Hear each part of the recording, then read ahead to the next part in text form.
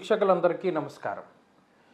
April మాసంలో గ్రహస్థితి ఏ విధంగా ఉన్నది, ఆ గ్రహస్థితి మీ రాశి వారికి ఏ విధమైనటువంటి ఫలితాలను ఇవ్వబోతూ ఉన్నది అనేటువంటి విషయాన్ని ఈ వీడియో ద్వారా క్లుప్తంగా తెలుసుకునేటువంటి ప్రయత్నం చేద్దాం.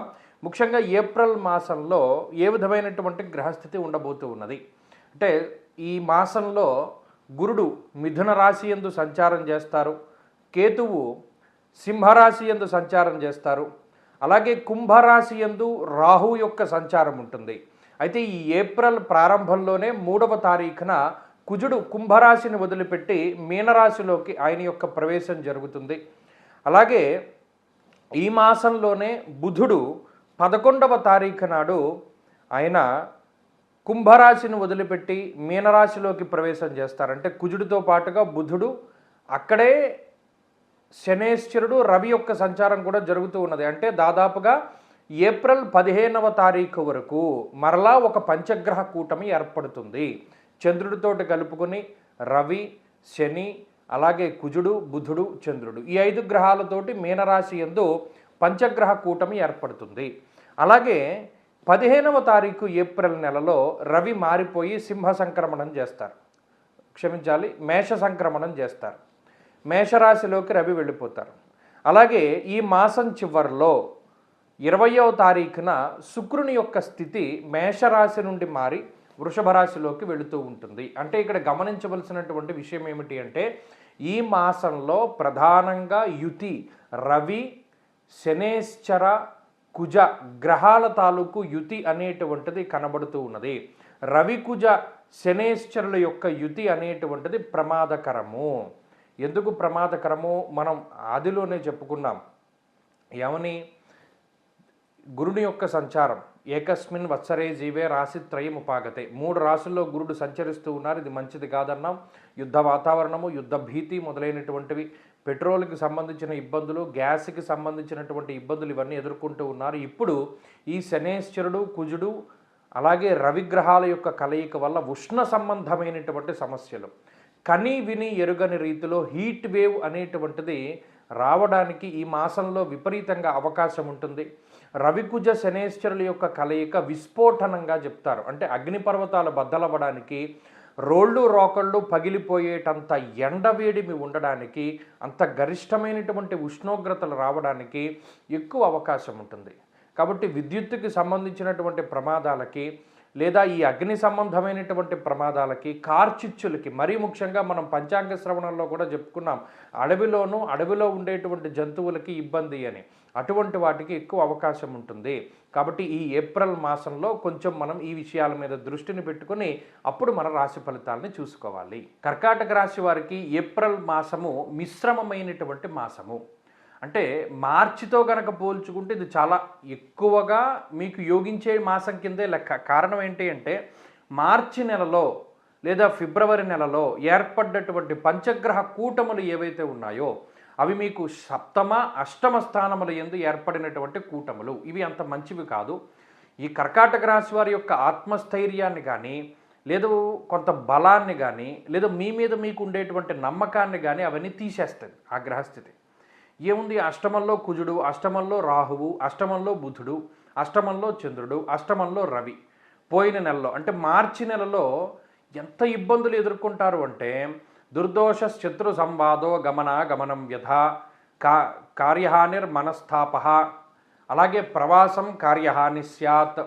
చెప్పుకుంటూ పోతే వచ్చిన రూపాయల్లా కూడా ఎక్కడా నిలవ వేయకుండా ఖర్చు అయిపోయినటువంటి పరిస్థితే ఉంటుంది. అంటే ఒక మాసం మొదట్లో ఏదైనా ఒక రూపాయి మిగులు బడ్జెట్ తోటి ప్రారంభించినటువంటి కర్కాటక రాశి వారు మార్చి పూర్తయ్యేసరికి ప్రతి రూపాయి కూడా ఖర్చు పెట్టేసుకుని కొంత లోటు బడ్జెట్లోకి వెళ్ళిపోయినటువంటి పరిస్థితి. ఏమంటే ఈ ఖర్చు పెట్టిందల్లా కొన్ని గతంలో చేసిన అప్పుల కన్నా ఇంకోటి తీర్చడానికే ఖర్చు పెట్టి ఉండొచ్చు, కానీ అక్కడ నిలవలు లేవు కదా, ఖజానాలో మొత్తం ఖాళీ అయిపోయింది. అలాగే ఎంత మంచి చేసినా బంధువుల నుండి కానీ, లేదా మిత్రుల నుండి కానీ, లేదా కుటుంబ సభ్యుల నుండి కానీ సరైనటువంటి స్పందన లేదు. అంటే మీరు మెచ్చుకుంటారని కాదు, కనీసం వాళ్ళ దగ్గర నుండి సరైనటువంటి స్పందన లేదు.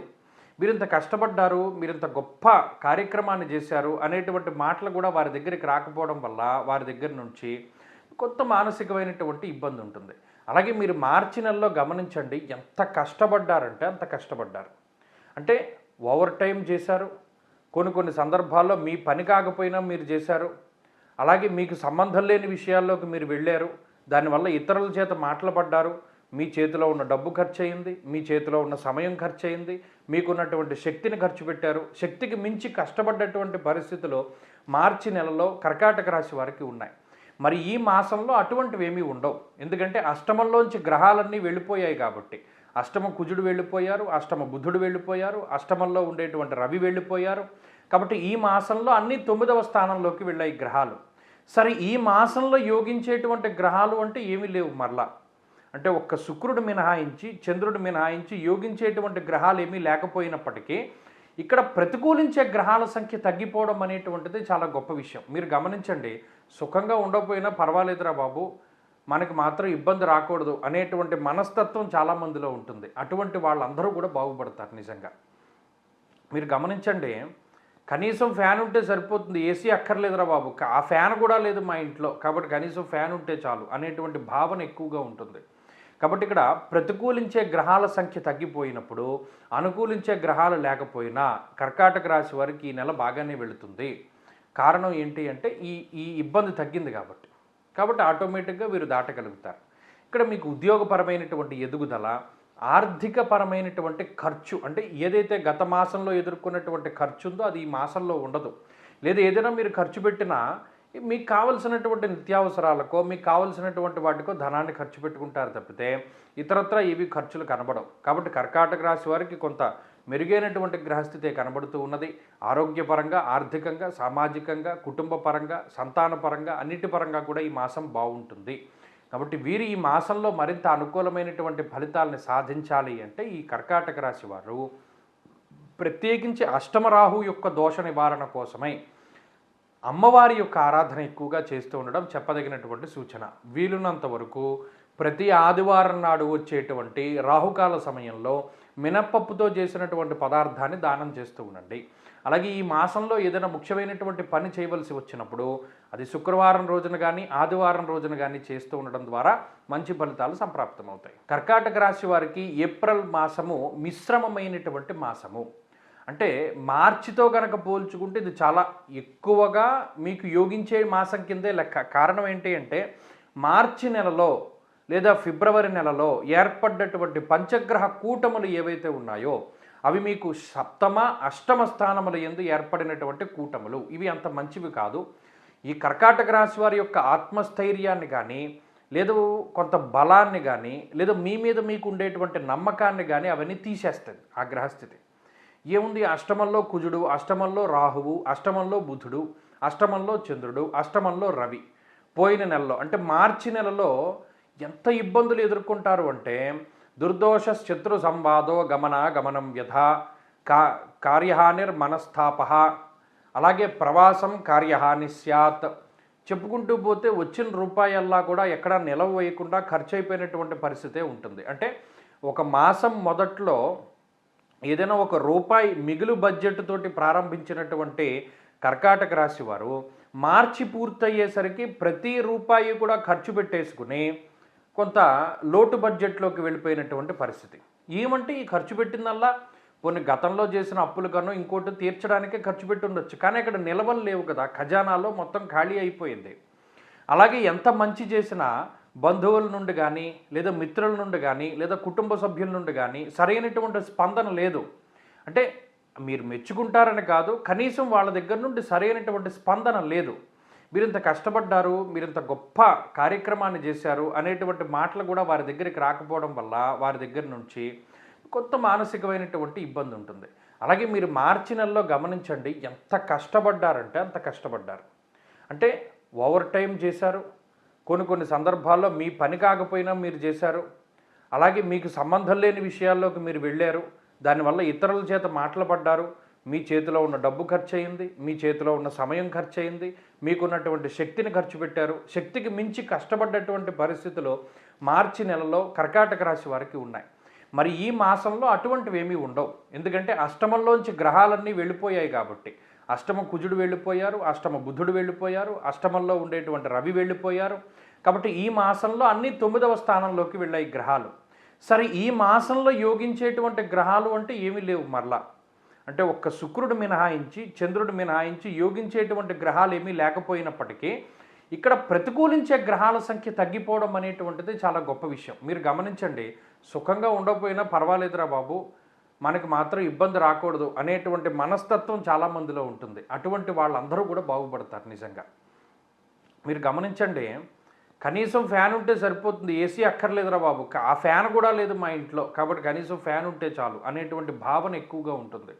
కాబట్టి ఇక్కడ ప్రతికూలించే గ్రహాల సంఖ్య తగ్గిపోయినప్పుడు, అనుకూలించే గ్రహాలు లేకపోయినా కర్కాటక రాశి వారికి ఈ నెల బాగానే వెళుతుంది. కారణం ఏంటి అంటే ఈ ఈ ఇబ్బంది తగ్గింది కాబట్టి ఆటోమేటిక్గా వీరు దాటగలుగుతారు.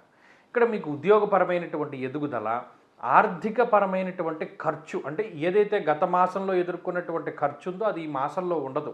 లేదా ఏదైనా మీరు ఖర్చు పెట్టినా మీకు కావలసినటువంటి నిత్యావసరాలకో, మీకు కావలసినటువంటి వాటికో ధనాన్ని ఖర్చు పెట్టుకుంటారు తప్పితే ఇతరత్రా ఇవి ఖర్చులు కనబడవు. కాబట్టి కర్కాటక రాశి వారికి కొంత మెరుగైనటువంటి గ్రహస్థితే కనబడుతూ ఉన్నది. ఆరోగ్యపరంగా, ఆర్థికంగా, సామాజికంగా, కుటుంబ పరంగా, సంతానపరంగా, అన్నిటి పరంగా కూడా ఈ మాసం బాగుంటుంది. కాబట్టి వీరు ఈ మాసంలో మరింత అనుకూలమైనటువంటి ఫలితాలని సాధించాలి అంటే ఈ కర్కాటక రాశి వారు ప్రత్యేకించి అష్టమరాహు యొక్క దోష నివారణ కోసమై అమ్మవారి యొక్క ఆరాధన ఎక్కువగా చేస్తూ ఉండడం చెప్పదగినటువంటి సూచన. వీలున్నంత వరకు ప్రతి ఆదివారం నాడు వచ్చేటువంటి రాహుకాల సమయంలో మినప్పప్పుతో చేసినటువంటి పదార్థాన్ని దానం చేస్తూ ఉండండి. అలాగే ఈ మాసంలో ఏదైనా ముఖ్యమైనటువంటి పని చేయవలసి వచ్చినప్పుడు అది శుక్రవారం రోజున కానీ, ఆదివారం రోజున కానీ చేస్తూ ఉండడం ద్వారా మంచి ఫలితాలు సంప్రాప్తమవుతాయి.